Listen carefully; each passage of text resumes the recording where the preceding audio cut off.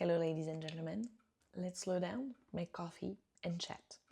Today, I'm going to talk to you about how I transitioned from my law and political studies to coffee, how it happened. I'm going to share this with you because I'm in a transition phase at the moment, and I think that reminding me how I went about it and what worked at the time is positive. It's actually helping me, so it might be helping you too. Well, I'll do that. I'm going to be brewing a coffee from a coffee from Peru. I'm not sure what the process is. I know it's a geisha, and it's from a roaster who hasn't started yet, who hasn't launched yet. She gave me that coffee sample a couple months ago, tried it straight away. It looked really dark, so I was a bit scared, but it actually tasted delicious, and I wanted to see how it evolved with time. 2 months later, here we are, and let's brew it. So 18.2 grams. Actually gonna need to reheat that a little. I'm pretty sure it's an anaerobic process something. All right, pre-infusion to make sure all the coffee ground is wet and no air bubble is stuck in there. And let's wait 30 seconds before pouring the rest. So, transition time. How did I transition from law and political science studies to coffee? Well, first of all, I had to be very, very unhappy, feeling very, depressed to be able to stop my studies because I don't think it was ingrained in me to stop mid-studies. I was in my master in political science when I stopped. And with my parents being doctors and my whole family being very heavy on studies, it didn't occur to me before being depressed that I could stop my studies. It wasn't something it was just thinking about.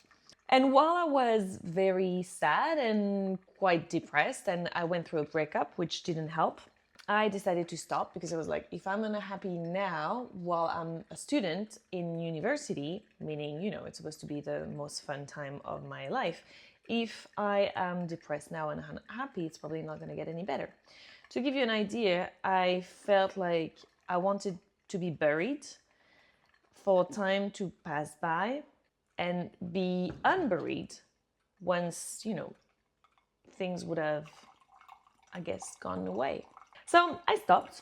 I stopped my studies, took a time off, not really, and I was still looking for a job. I was looking for a job because to me, if I stopped, my parents paid for my studies.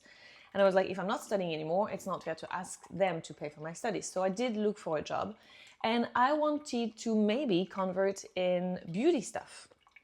I wanted to be maybe an esthetician. I wasn't sure, but organic, because I was reading a lot about organic beauty products, and I really wanted to, get into that and see if it was possible. So I knocked on a few doors, but it was in 2010, at the end of 2010, and at the time there were not that many organic salon, like natural organic beauty salon available, and they were definitely not hiring anyone who was willing to work but who had no degree whatsoever in the beauty area. So that was a fail, but I still needed a job, so I got a job in interim.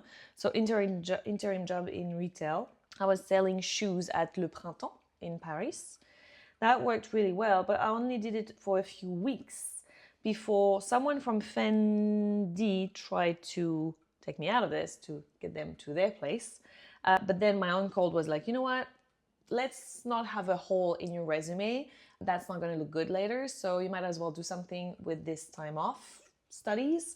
So while you figure things out, it's been 3 minutes to pour. I don't know if you see how dark this is. I will show you afterward. But yeah, it was like, let's try and make it look better on your resume. And you should go to Australia where I have connections.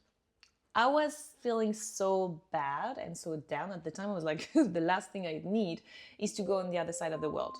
Alexa, stop. I was like, going to the other side of the world is the last thing I need. But a month later, I was like, okay, you know what? I'm not going anywhere right now in Paris. I was living in Paris, so I might as well go.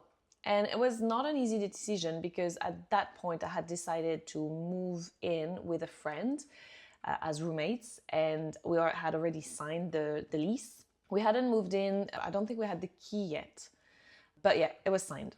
And so I bailed on her and I told her, I was like, look, I'm sorry, what do you think? How do you feel? And she was like, I understand your decision, but even though I understand that it's the best for you, I am actually very hurt that you're letting me down, and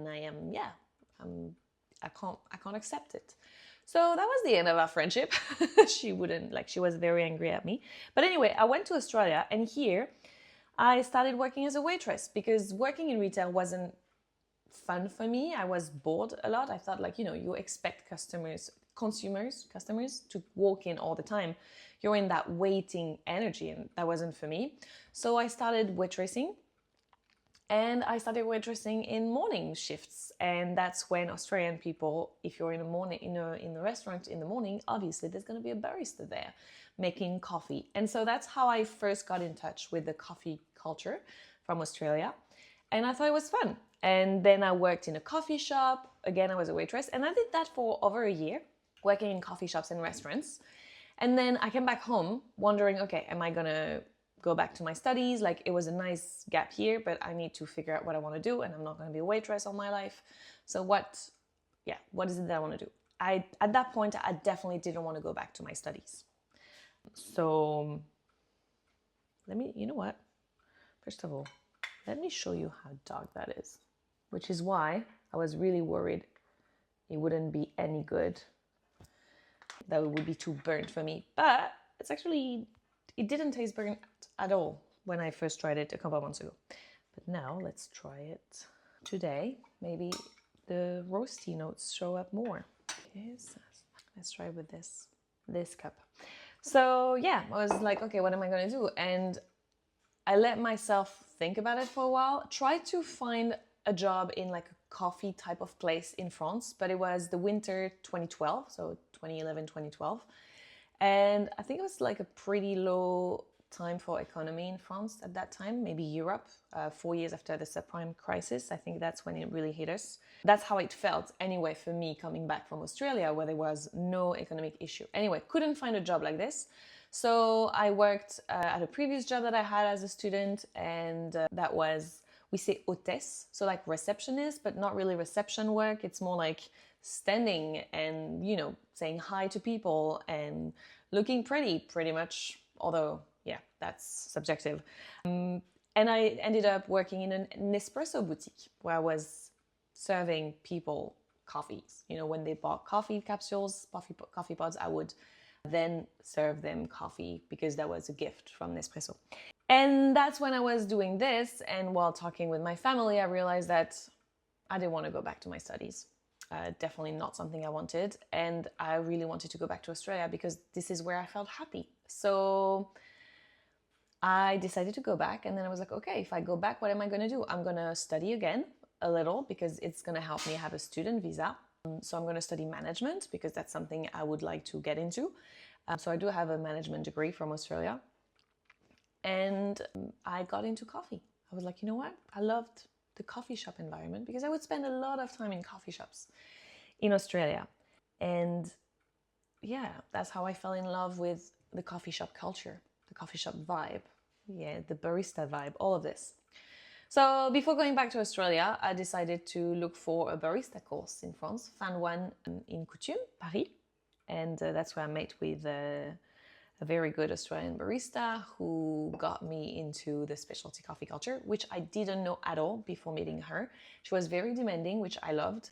And she, taught us, because I was with someone else doing the training, she taught us a lot of coffee culture, specialty coffee culture, which was amazing to me because when I started that training, I was like, okay, I love the coffee shop culture, I love the coffee shop environment, and that's where I want to work. Maybe I will open my own cafe one day. And while doing this training, I fell in love with the specialty coffee culture. And all of a sudden, what I wanted was to know more and more and more and more about great coffee and specialty coffee. And I didn't want to open my cafe anymore. I just wanted to be an expert at specialty coffee. I would just wanted to be really good at making coffee and understanding the product. And so that's how I got into coffee. And the bottom line is that I followed what made me happy or brought me joy in the moment I was making my decision. And that's what led me to coffee. It was doing what I enjoyed doing in the moment it brought me joy. And now that I'm in a transition time, it's not easy every day because there's lots of times when I'm not really sure where I'm going. I'm actually never sure where I'm going and which direction I'm headed. But I remind myself that that if I keep doing what I love, what brings me joy in the moment, then eventually it will lead me somewhere that matches what I want to do and who I want to be. So yeah, that was my little transition story. That's what I'm doing right now, making coffee in front of a camera, which I enjoy. I enjoy chatting, sharing this on social media and making coffee. And we'll see where this takes me. Thank you for watching this far, and I'll see you soon. Bye-bye. Oh, wait, let's try. This is a super juicy coffee. So it might have some stuff in it. There's a juiciness to it that makes me feel like maybe there's some fruit that have been added to the fermentation tanks. I do taste the roastiness a bit now, but it's more like a dry toastiness. It's not like a kind of burnt toast, but like not a lot of it. I'm pretty sure there's something added in, because a 2-month-old coffee that is that dark usually doesn't taste like this. It's a geisha, but it's not in the subtle category of what geisha usually tastes like. Very, very fruity, very juicy. I wouldn't be able to pinpoint the fruit, the exact fruit, but it's a very good coffee. I really enjoy this. Very sweet, very juicy. Anyway, that's it for me. Thank you for watching this far, and I'll talk to you soon. Bye bye.